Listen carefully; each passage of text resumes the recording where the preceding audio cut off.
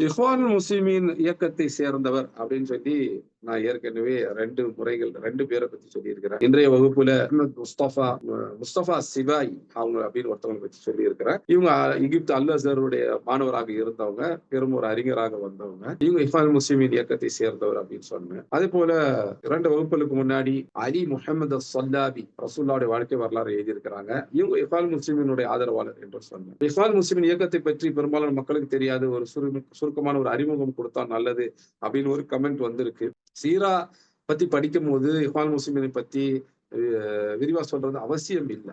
இருந்தாலும் கேட்டதுனால ரொம்ப சுருக்கமாக சொல்றேன். இது 1929 எகிப்து நாட்டுல ஹசன் அல் பன்னா அப்படிங்கிற ஒரு அறிஞரால உருவாக்கப்பட்டது.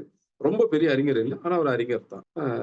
1924 ஹிலாஃபத் என்ற ஒரு விஷயம் ஒழிக்கப்பட்ட பிறகு முஸ்லிம் உலகில முஸ்லிம்களுக்கு மீண்டும் அரசியல் அதிகாரம் தேவை, ஹிலாஃபத் தேவை என்பதற்காக பல இயக்கங்கள், அமைப்புகள் உருவாக்கப்பட்டன. அதுல ஒன்றுதான் இஹ்வான் முஸ்லிமீன். இவங்களுடைய தாவா முறை பாத்தீங்கன்னா, நபிமாருடைய தாவா முறையிலிருந்து குறிப்பிடத்தக்க முறையில் சில விஷயங்கள்ல முரண்படுவாங்க. அதாவது நபிமார்களுடைய தாவா பாத்தீங்கன்னா, லா இலாஹ இல்லல்லாஹ்வை முன்வைக்கக்கூடியது.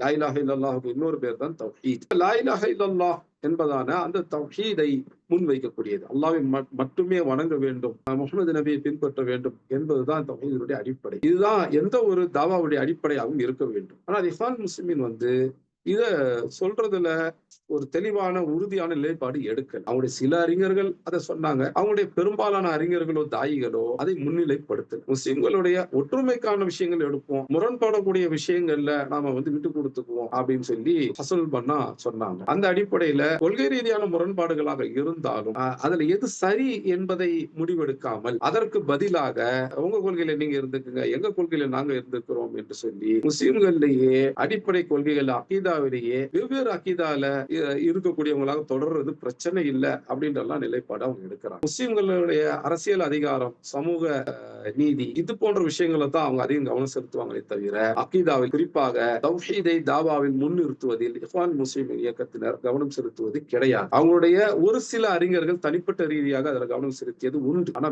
அது மிக குறைவானவர். பொதுவாக இஹ்வான் முஸ்லிமினுடைய அணுகுமுறை, அவங்க தாவாவினுடைய அந்த முறைமை மன்ஹஜ் அப்படிங்கிறது தௌஹீதை அகீதாவை பின்னாடி தள்ளுறது. ஆனா நபிமார்களுடைய தாவா முறை என்பது தௌஹீதை அகீதாவை முன்னிறுத்துவது, முதன்மைப்படுத்தும். சமூக நீதியை பற்றி நபிமார்கள் பேசி இருக்கிறார், ஆனால் அகீதா அடிப்படை நம்பிக்கைகளை, கொள்கைகளை தான் முன்னிறுத்தி இருக்கிறார். அதில் குறிப்பாக தௌஹீத், அல்லாஹ் மட்டுமே வணங்கப்பட வேண்டும், அல்லாஹ் இப்படித்தான் புரிந்து கொள்ளப்பட வேண்டும் என்ற விஷயங்கள்ல நபிமார்கள் வைத்த வழிமுறை, அதுதான் சஹாபா தங்களுடைய அடுத்த தலைமுறைக்கு சொல்லிக் கொடுத்த வழிமுறை. அந்த வழிமுறையில் இஹ்வான் முஸ்லிமீன் இல்லை. அதனால இஹ்வான் முஸ்லிமினுடைய தாவா முறைமை என்பது பிரச்சனைக்குரியது. அந்த இஹ்வான் முஸ்லிமினுடைய தாவா முறைமையை எடுத்துக்கொண்ட, தங்களுடைய வழிமுறையாக எடுத்துக்கொண்ட கூட்டங்கள், இயக்கங்கள், அமைப்புகள் பல நாடுகள்ல இருக்கு. இந்தியாவிலுமே அந்த தாக்கமுடைய அமைப்புகள் இருக்கின்றன. அந்த அமைப்புகளோட சேர்ந்து நம்ம வேலை செஞ்சோம் அப்படின்னா நபிமார்களுடைய அந்த தாவாவின் வழிமுறையை நாம் பின்பற்ற மாட்டோம். உண்மையிலேயே நபி வழியை பின்பற்றணும், நம்முடைய தாவாவிலும் கூட நபி வழியை பின்பற்றணும் அப்படின்னு நினைச்சா இஹ்வான் முஸ்லிமினுடைய வழிமுறையை விட்டு தள்ளி இருப்பது தான்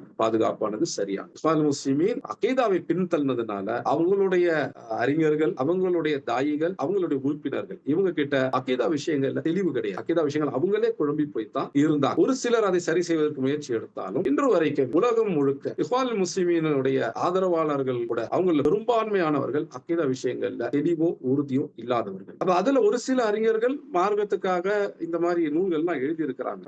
அதுல ஒரு நூல் தான் இப்ப நம்ம முஸ்தபா சிபாயி உடைய மக்கானத்து சுன்னா ஃபி தஷ்ரீஹ் அல் இஸ்லாமி, ஒரு முக்கியமான நூல், அருமையான ஒரு நூல், அவசியமான பலன் தரக்கூடிய நூல். இஹ்வான் முஸ்லிமீனை சேர்ந்தவங்க தான், ஆனால் அவங்களிருந்து சில பலன் தரத்தக்க விஷயங்களும் வந்திருக்கின்றன, முக்கியமான விஷயங்களும் வந்திருக்கின்றன. அதுல ஒன்று அந்த ஆசிரியரை சொல்றதுனால இஹ்வான் முஸ்லிமீனை ஆதரிக்கிறோம் அப்படின்னு அர்த்தம் அல்ல. இஹ்வான் முஸ்லிமீனுடைய அந்த தாவா முறைமையை, சமூக சீர்திருத்த முறைமையை நாம் சரி காணவில்லை, அதை தவறு என்றுதான் நான் நிலைப்பாடு எடுக்கிறேன். ஏனென்றால் சரியான வழிமுறையை பின்பற்றக்கூடிய, சஹாபாவுடைய வழிமுறை பின்பற்றக்கூடிய அறிஞர்கள் அதில் உள்ள தவறுகளை தெளிவாக சுட்டி காண்பித்திருக்கிறார்கள். உதாரணத்துக்கு அல்பானி போன்றவர்கள், இப்னு பாஸ் போன்றவர்கள், உசைமீன் போன்றவர்கள், முக்பில் போன்றவர்கள் சுட்டி காமிச்சிருப்பாங்க. அந்த அடிப்படையில இஹ்வான் முஸ்லிமினுடைய தாவா முறைமை என்பது நபிமாருடைய தாவா முறைமைக்கு முரண்படக்கூடிய ஒரு தாவா முறை. அதை சரி செய்து கொள்ள வேண்டியது இஹ்வான் முஸ்லிமின் இயக்கத்தவர் மீது கடமை. இஹ்வான் முஸ்லிமினுடைய இயக்கத்தின் ஆதரவாளர்கள் மீதும் கடமை. அதை அவங்க சரி செஞ்சுக்கணும். அந்த சரி செய்வதற்கான முயற்சிகள்ல